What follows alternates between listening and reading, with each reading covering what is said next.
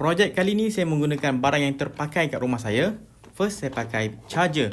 USB charger untuk charge handphone boleh, macam-macam boleh buat. Okay, ni tak pakai satu. Saya ada USB port. Okay, modul USB port. Okay, letak satu lagi. Dan saya perlukan switch. Okay, switch ada. Dan cari lagi saya perlukan, ni ada lampu USB. Saya dapat free saja. Dia beli barang Shopee kan.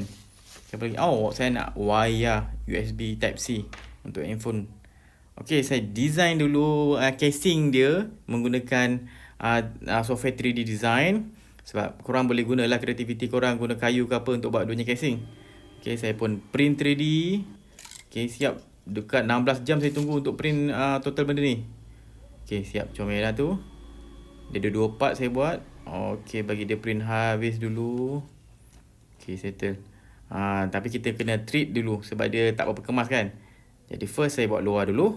Okay, saya sediakan kertas pasir dan saya gosok bagi dia bersih, licin semua.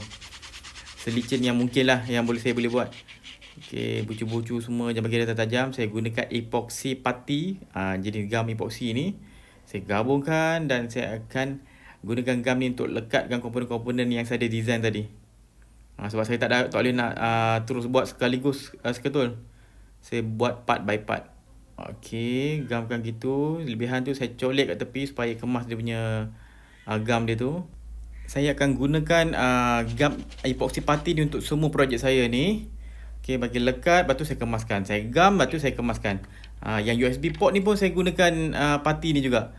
Saya kelilingkan dia. Lepas tu saya masukkan, terbenamkan kat dalam lubang yang saya buat tu. Tekan, jangan kita keluar banyak sangat. Okey, lepas tu pegang sampai keras. Okey, switch pun sama, saya buat benda yang sama. Bila dah keras, saya kemaskan lah dia punya lebihan-lebihan tu. Alright, settle. Okey, bawa masuk rumah balik.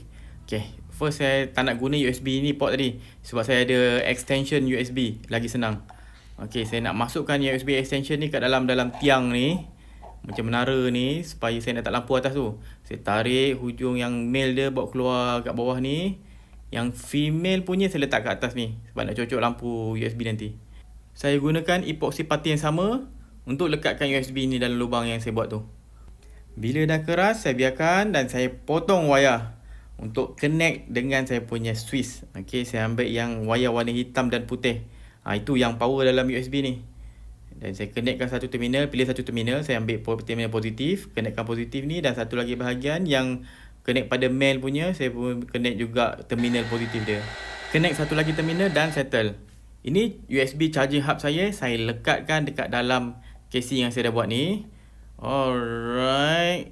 Dan saya sambungkan kedua-dua wayar USB. Satu USB yang akan jadi charger nanti dan satu lagi untuk jadi lampu punya power.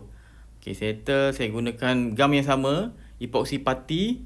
Saya lekatkan kat sekeliling tapak dan tekapkan. Bagi rapat-rapat dan biar dia keras. Untuk bagi dia betul-betul secure, saya just guna penyepit, cepit dan tunggu sampai dia keras. Okey, nampak itu. Okey, cun. Saya gunakan masking tape untuk tape semua bahagian-bahagian sensitif macam USB charger ni. Apa lagi? Dekat USB atas ni, USB port ni untuk tak lampu nanti, dan dia punya bahagian switch. Buat kemas-kemas, buat letak masking tape kemas-kemas sebab saya nak spray. Saya bawa luar dan start spray. Dalam 2 layer bolehlah ikutlah korang nak berapa layer. Kemudian dah kering, bawa masuk dalam. Saya cabut semua masking tape. Okay, bawah USB-C, dia punya switch dan dia punya atas dia pun saya cabut.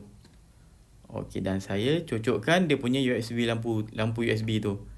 Cocok kabel power dan tengok result dia.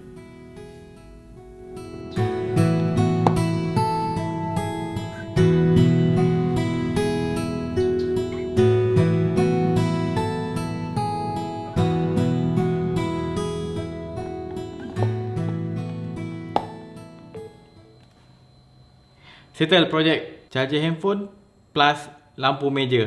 Dan saya gunakan barang-barang, mostly barang-barang yang tak pakai kat rumah saya. Bahan yang digunakan untuk 3D print ni mungkin dalam RM5 ke RM6. So tu je lah yang kos saya. Mungkin ada switch ni mungkin 50 sen. Lain semua memang barang yang dah tak guna. yang tak ada orang guna. So barang terpakai, so tak ada nak buang ke simpan gitu je. Saya ubah kepada benda yang boleh guna. Okay, itu saja. Korang boleh gunakan idea ni untuk ikutlah kreativiti macam ni pun. Sebab barang kat rumah kita banyak sebenarnya kita boleh DIY jadikan benda lain ataupun improve lagi. Just guna kreativiti. Jangan lupa follow Berani Buat, subscribe YouTube Berani Buat. Wife saya dah tolong saya buat Instagram, boleh follow Instagram juga. Okay, saya Wan Syafiq. Jumpa lagi pada video akan datang. Assalamualaikum.